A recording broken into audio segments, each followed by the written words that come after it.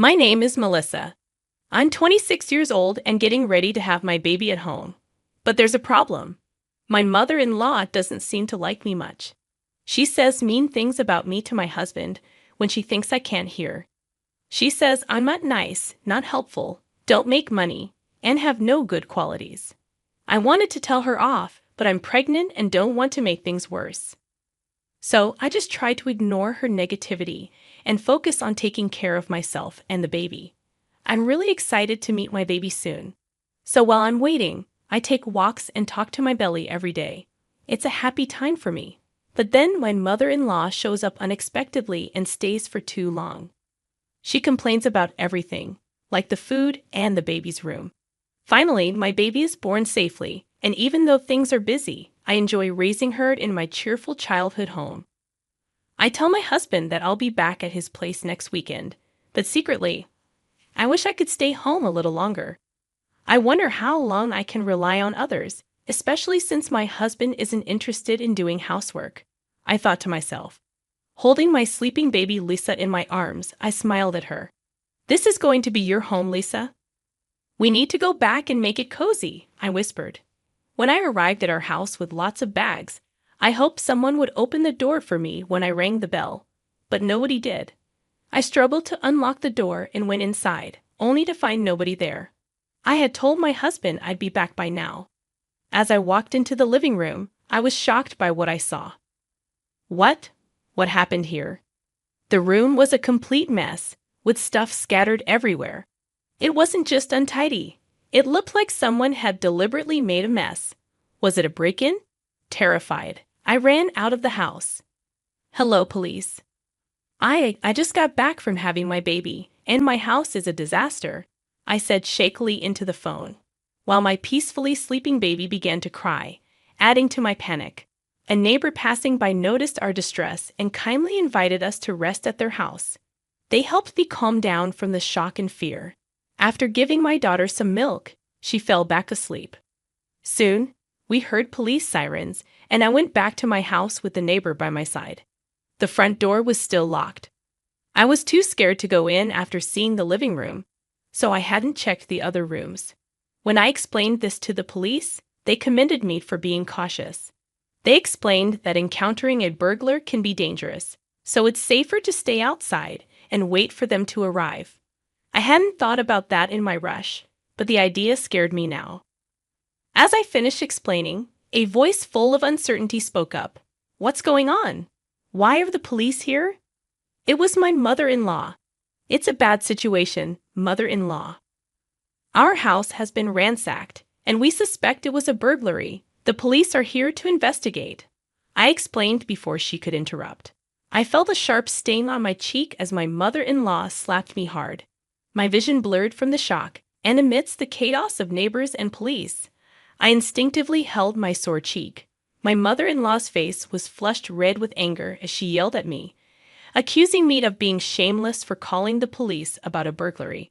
I was stunned, unable to understand why she was so furious, especially with the pain in my cheek throbbing. A neighbor tried to intervene, explaining that calling the police was the right thing to do and it's their job to investigate, but she wouldn't listen.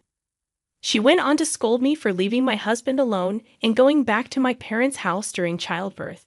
She said I was useless if I wasn't at home doing housework. And now, she was upset that I had caused a scene by calling the police. Even though everyone around tried to reason with her and tell her it wasn't my fault, she wouldn't listen. As I tried to make sense of it all, I realized something strange.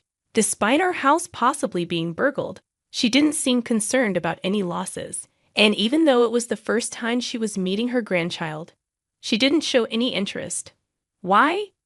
Everyone around me didn't seem to agree with what I was saying. That's not the point. How can you accuse me without even saying sorry? My mother-in-law completely ignored my question, sticking to her argument. Mom, what's happening? Brian, my husband, interrupted the argument, appearing quite calm. Brian, listen to this. It's awful. My mother-in-law's face lit up with delight at the sight of her beloved son. Melissa apparently called the police. Why? She's been going on about a burglary, but that's impossible. Brian, please tell her to stop being so ridiculous, my mother-in-law insisted. Is that true? Melissa, maybe you got it wrong about the burglary. It's bothering the neighbors, you know? And the police have other things to deal with, so let's send them away soon. Brian said, trying to calm things down. What? I was shocked, but for a different reason this time. Not only was my mother-in-law against me, but now my husband, Brian, seemed to be too. I couldn't believe he would say something like that. Wait, Brian, our house isn't just messy. The police are still investigating. We don't know for sure if it was a burglary yet, but something is definitely off about the state of the house. We're about to check if anything's missing and file a report. No, absolutely not. Brian interrupted me with a raised voice. But why? The conversation was becoming more confusing by the moment. I felt lost, and tears began to fill my eyes. I came back here, and nobody was here, and the room was a mess. I didn't know what happened, and I was scared. Unable to hold back my sobs, I found comfort in the embrace of a neighbor, their warmth making me cry even more. Yet in front of me, both my mother-in-law and husband seemed irritated and simply stared at me. Why? Why won't you understand? My heartache seemed to affect my daughter too, as she woke up crying. This only seemed to annoy my mother-in-law and husband even further. With the kindness of the neighbors and the concerned look of the police, I ended up spending the night at a neighbor's house. Stolen things? I don't know. Melissa's just overreacting. Let's go inside, my mother-in-law said, while my husband added, yeah, Melissa, calm down. They didn't seem to care about the mess and quickly went inside after the police finished their investigation. I didn't think he was like that, I thought, standing in front of the closed door, recalling my husband's words. My mom still treats me like a child, and it's annoying. I usually just go along with her to avoid conflict, but it's really a hassle. Despite his complaints, though, I couldn't stay outside forever. After apologizing repeatedly, I ended up spending the night at my neighbor's house. Mom needs to be strong. I'll do my best, I whispered to my daughter, who was finally falling asleep despite being fussy. The next day, when I returned home, my mother-in-law and husband were there. Did you really stay here last night with everything in such a mess? The living room was somewhat tidied up for them to sit, but it looked no different from the day before. I had checked the other rooms with the police, and it seemed like things had been thrown out of storage in all of them. The mess was everywhere. Despite always complaining about my cleaning, my mother-in-law had stayed in the house in that condition, and she hadn't lifted a finger to clean up. She just sat there, looking unhappy. What do you mean? Did you really? I felt sorry for Brian, who was abandoned by his wife, so I couldn't go home. Her words hit me, and I responded, It's not that I left. It's that you didn't listen to what I was saying. What? How dare you speak like that? My mother-in-law's face quickly turned angry. Brian jumped in and stopped making a big deal out of the burglary. Have you calmed down now? He said it in a way that irritated me, and something inside me snapped. You're right. It's not like we were burgled, huh? I was surprised by how calm my voice sounded. But Brian didn't react to my anger. He just smirked a little. Finally realized it, huh? Yeah, you were overreacting about the burglary. Anyway, start cleaning up, Brian said as if it was someone else's problem. And my mother-in-law looked smug. Cleaning and taking care of the house are a wife's duties, aren't they? My mother-in-law said this in a sickeningly sweet tone, as if talking to a pet. What? I'm not cleaning up. It's your mess, so you should clean it, I said, feeling belittled by them. What? How dare you? As expected, they didn't like my response. You're such a terrible wife. Get to work. My mother-in-law snapped at me, clearly annoyed. What a hassle, my husband grumbled in agreement. I handed them the divorce papers I had prepared and filled out first thing in the morning. I want a divorce, I said firmly. My husband blinked, looking surprised. That's right. I want a divorce right now, I declared firmly. In that instant, My mother-in-law grabbed the divorce papers and melodramatically lamented, "Oh, poor Brian. Being treated like this is so awful," as she hugged my husband's head. "Such a big baby, aren't you?" Ida tried to bite my tongue, but my true feelings slipped out. "What did you just say, Melissa?" The two of them were so furious they seemed ready to explode. But I wasn't going to back down. "Did you not hear me? Or are you pretending not to understand, Brian? Divorce. Sign the papers now." I knew it was petty. I knew I shouldn't stoop to their level, but I didn't care at that point. "Stop joking around and apologize." Enraged, they pushed me to the ground, pinning me down.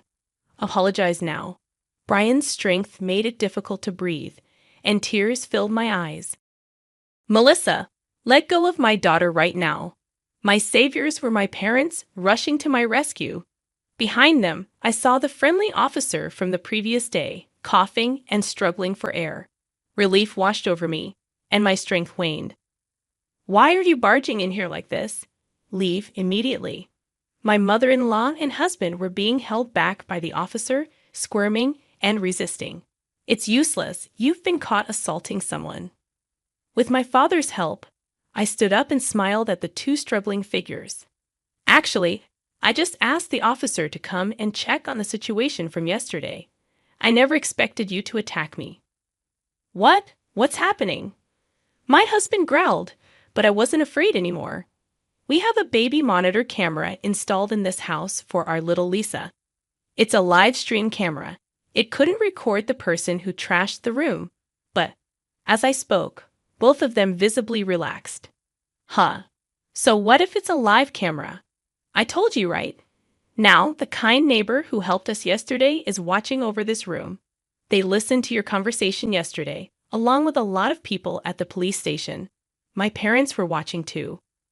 Yes, after my mother-in-law and husband disappeared behind the door yesterday, I started checking the baby monitor camera. The police suspected that this whole break-in thing seemed fishy, perhaps even staged.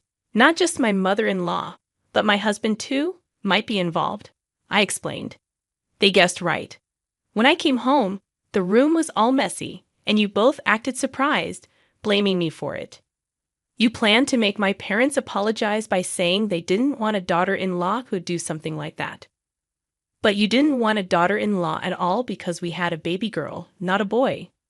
You wanted to replace me with someone else, right? And what's this about an affair approved by the mother-in-law?